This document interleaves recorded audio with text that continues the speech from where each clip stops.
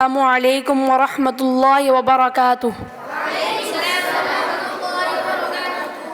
نحمدہ ونصلی علی رسولہ الکریم، اما بعد۔ محترم سامعین، اساتذہ اکرام اور عزیز دوستوں، جناب صدر، لائق صدر احترام اور مہمانان اکرام، ہندوستان کی سرزمین کا گوشہ گوشہ اور گلستان ہند کا پتا پتا بوٹا بوٹا اس بات پر شاہد ہے کہ گلستان کی ہندی اور بوٹا بوٹا اس بات پر شاہد ہے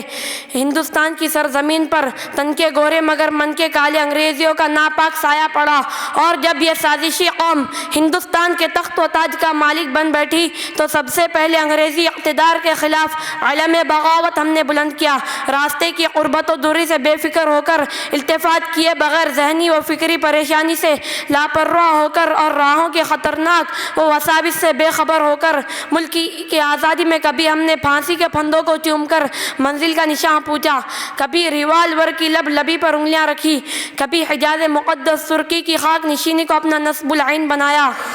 کبھی مالٹا کی کوٹھریوں کو اپنا وطن بنایا۔ اس طرح صدیوں کی غلامی کے بعد ہماری قربانیوں کی بدولت 15 اگست 47 عیسوی کو ہمارا ملک انگریزی اقتدار سے آزاد ہوا۔ ہم نے بہت سوچ سمجھ کر جمہوریت کا راستہ اختیار کیا کہ مختلف ادیان و مذاہب اور نظریات و حامل کے کروڑوں ہندوستانی حقیقی دولت سے سرفراز ہو سکے، لیکن یوں ملے ہم سے وطن کے لوگ آزادی کے بعد جیسے بے حس باپ کوئی دوسری شادی کے بعد۔ آخر بتاؤ کہ کل اور آج، غلامی اور آزادی میں کیا فرق رہا؟ میرے لیے وہی غلامی اچھی تھی جس نے دارالعلوم دیوبند کو پھلنے اور پھولنے کا موقع دیا، علی گڑھ کو چمکنے اور چمکانے کا موقع دیا، جس نے ندوہ کو بننے اور بنانے کا موقع دیا، جس نے بابری مسجد میں نماز پڑھنے اور پڑھانے کا موقع دیا۔